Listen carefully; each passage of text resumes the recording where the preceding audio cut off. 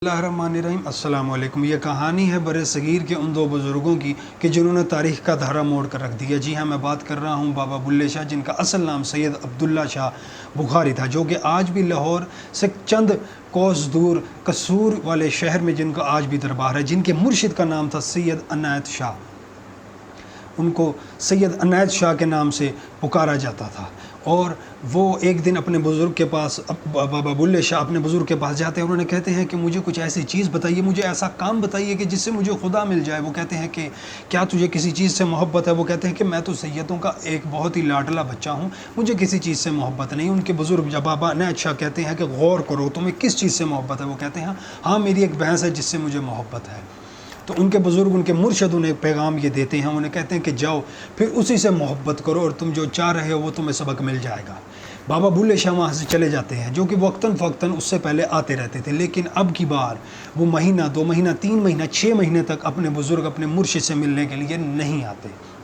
लेकिन कुछ 1 या 1.5 साल के बाद जब वो अपने मुर्शिद से मिलने आते हैं और वो उनके डेरे के अंदर दाखिल होने की कोशिश करते हैं दरवाज़े में, तो वो बाहर होकर खड़े हो जाते हैं। वो कहते हैं कि अगर मैं दाखिल हुआ तो मेरे सींग इस दरवाज़े में फंस जाएंगे। ये जो सींग फंसने की बात है कि अब्दुल्ला यानी कि बाबा बुल्ले शाह ने अपने ऊपर उस भैंस की मोहब्बत को इतना तारी कर लिया कि वो अपने आप को ही भैंस समझना शुरू हो गए। यानी ये कहानी हमें, ये वाक़या हमें ये बताता है कि अगर हम किसी भी चीज़ को करना चाहें, चाहे वो दुनियावी हो या आखिरत की हो या सूफ़ीज़म हो या रूहानियत की चीज़ हो या किसी भी किस्म की चीज़ हो, अगर हम उसे अपने ऊपर सवार कर लें, क्योंकि जिस तरह इंसान को खाने के लिए याद नहीं रखना पड़ता, उसी तरह अगर वो अपने किसी भी मकसद को ठान ले तो उसके लिए नाकामी कोसों दूर हो जाती है और वो कामयाबी उसके कदम को चूमती है। इसी तरह इशफाक साहब इस मामले को और आगे बढ़ाते हुए कहते हैं कि ज़रूरी नहीं है कि नेकी का बदला नेकी हो, नेकी से नेकी निकले, बुराई से बुराई निकले, ज़रूरी नहीं है। वो ये कहते हैं कि मैं एक अखबार में मुलाजिम था,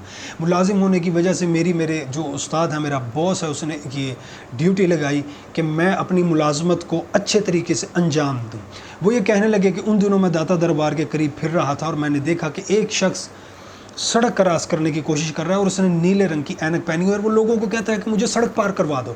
लेकिन बहुत से लोग जो होते हैं वो उसकी मदद के लिए आगे बढ़ते हैं, उसकी सड़क पार कराते हैं और सड़क पार कराने के दौरान वो उनको कहता है कि मैं एक ज़रूरतमंद हूँ और वो उसकी मदद भी करते हैं। शाम जब होती है तो वो शख्स साइड पर होकर ऐनक उतार के पैसे गिन रहा होता है, यानी कि वो लोगों को धोखा दे रहा होता है। ये कहानी को वो कैप्चर करके अपने बॉस के पास लाते हैं और उन्हें कहते हैं कि इसे अखबार में छाप दीजिए।